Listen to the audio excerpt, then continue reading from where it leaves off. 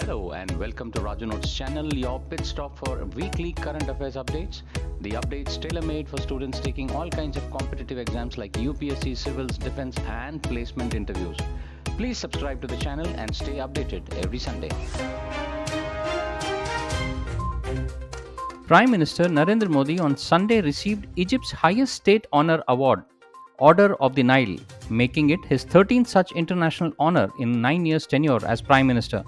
He has received similar high honors in Fiji, Papua New Guinea, Saudi Arabia, Afghanistan, Maldives, Bahrain, etc. He was also awarded the Legion of Merit by United States and Russia's highest civil honor awards. National Security Advisor Ajit Doval on Monday met the top leadership of Oman and discussed way to bolster security ties between the two countries in matters of technology, military and mining. Doval traveled to Oman after accompanying Prime Minister Narendra Modi to Egypt. Notably, Oman has been invited by India to be part of G20 process this year. Denmark has begun training Ukrainian pilots on F-16 fighter jets, the country's government confirmed on Monday. We will also consider whether we should make a concrete donation to Ukraine of the Danish F-16 fighters and how many there should be, Danish Minister Thorils Lund Poulsen said. Ukraine has sought the jets amid its counter-offensive against Russian armed forces.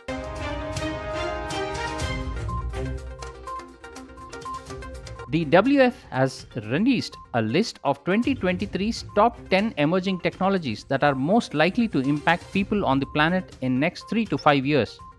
The list includes wearable plant sensors, sustainable aviation fuel, sustainable computing, generative AI, and AI in healthcare. Metaverse for mental health, flexible batteries, and flexible neural electronics are some of the other emerging technologies.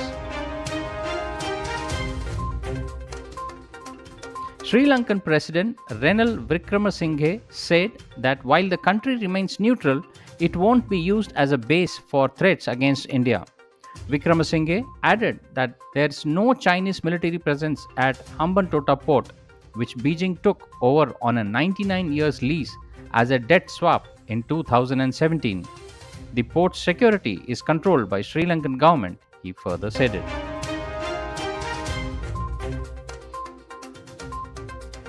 Thailand Hanuman has been named as the official mascot of Asian Athletics Championship 2023, which will be held in Thailand next month.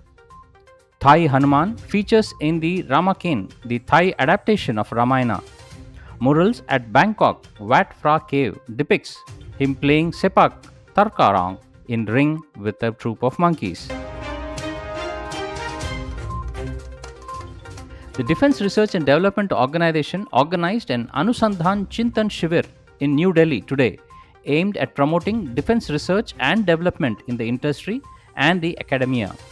At the event, a list of 75 technologies priority areas was released, encouraging indigenous innovation in defense technologies and fostering self-reliance.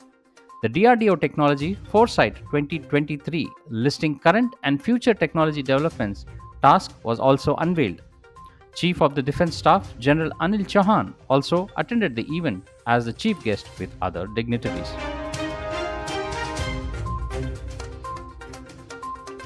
Ports, Shipping and Waterways Minister Sarbananda Sonowal has launched a new Corporate Social Responsibility CSR guidelines Sagar Samajik Sahyog for the ports today in New Delhi. Under the new rules, each major port will constitute a 3-member CSR committee headed by Deputy Chairperson to plan and implement the project. Ports with an annual net profit of 100 crore rupees or less can fix between 3 to 5%. For profits between 100 to 500 crores rupees, 2 to 3%. For ports whose annual net profit is above 500 crores rupees a year, it can be between 0.5 to 2% of its net profit as CSR.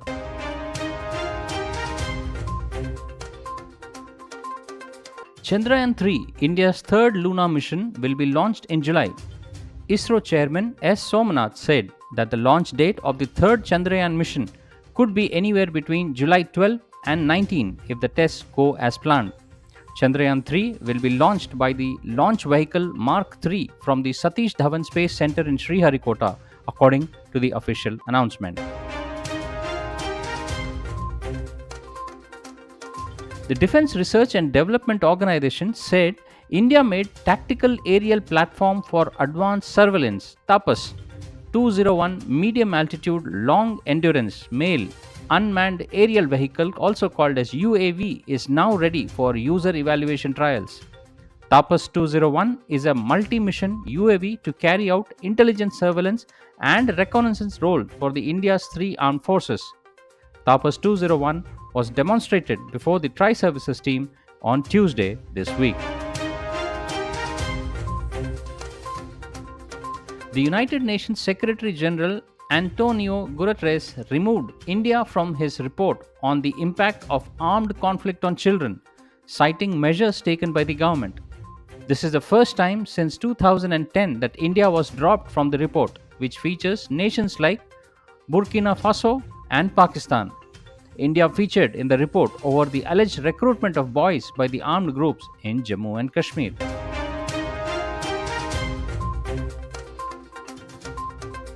The Gujarat government signed a memorandum of agreement with American chip maker firm Micron Technology for a semiconductor assembly and test facility at Sanand in Ahmedabad district. Under the scheme, the central government will provide 50% physical support for the total project cost of the US based firm, while the state government will provide incentives representing 20% of the total.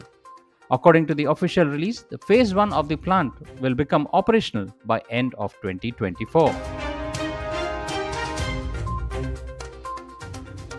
The center has released the first ever critical minerals list vital for India's economic development. The minerals are antimony, beryllium, bismuth, cobalt, copper, gadolinium, germanium, graphite, hafnium, indium, lithium, molybdenum, niobium, nickel, PGE, phosphorus, potash, REE, rhenium, silicon, strontium, tantalum, tellurium, tin, titanium, tungsten, vanadium, zirconium, selenium, and cadmium.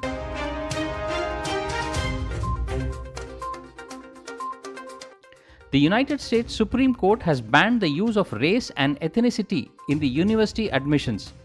This effectively prohibits affirmative action policies used to raise the number of Black, Hispanic, and other underrepresented minority students on the campuses. The court ruled that the affirmative action admission program that considers an applicant's race violates US constitutional promise of equal protection under the law.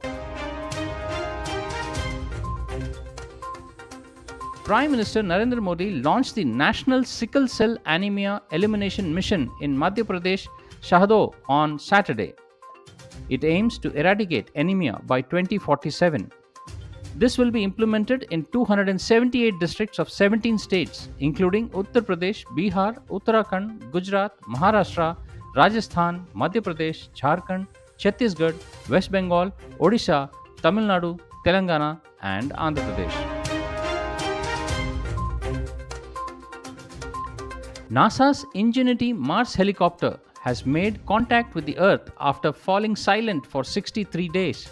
The space agency lost contact with the helicopter during its 52nd flight on Mars. The loss of communication was expected as a hill stood between the Ingenuity landing location and the Perseverance rover, which acts as a radio relay between the helicopter and Earth, NASA said. And now for the segment where we see the events that unfolded this week back in history. 25th June 1950, Korean War begins.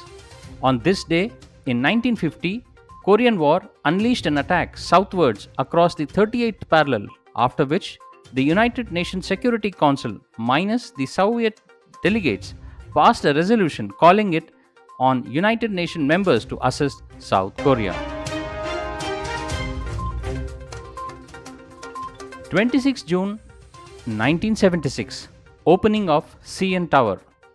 CN Tower, which opened to the public this day in 1976, was at 1,815 feet, that is 553 meters, the world's tallest freestanding structure, until being surpassed in 2007 by the Burj Khalifa in Dubai, United Arab Emirates.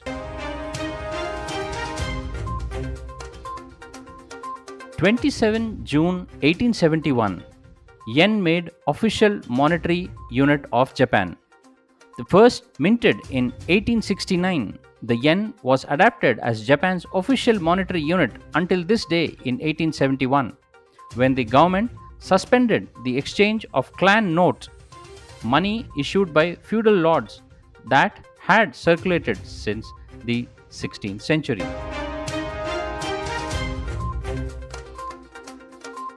28 June 1914, assassination of Archduke Franz Ferdinand. On this day in 1914, Archduke Franz Ferdinand, heir to the Austro-Hungarian throne, and his consort Sophie were assassinated by Gavrilo Princip in Sarajevo, Bosnia, precipitating the outbreak of World War I. 29 June 1613, London's Globe Theatre destroyed by fire. During a performance of William Shakespeare's Henry VIII on this day in 1613, the Globe Theatre was destroyed within an hour after its sash was accidentally set aflame by a cannon, marking the king's entrance on stage. 30 June 1934, Night of the Long Knives. On this day in 1934 occurred the Night of the Long Knives, in which German dictator Adolf Hitler had his elite SS Guard summarily execute many leader officials of the SA, a Nazi paramilitary group.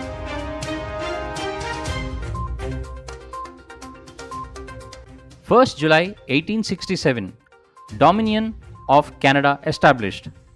The Dominion of Canada was formed this day in 1867, an event subsequently celebrated as an annual Canadian holiday.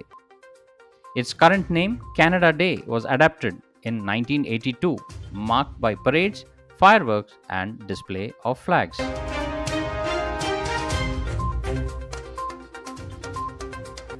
Well, that's all, friends, for this week's updates. See you soon next Sunday on the same channel. Till then, take care. Bye bye.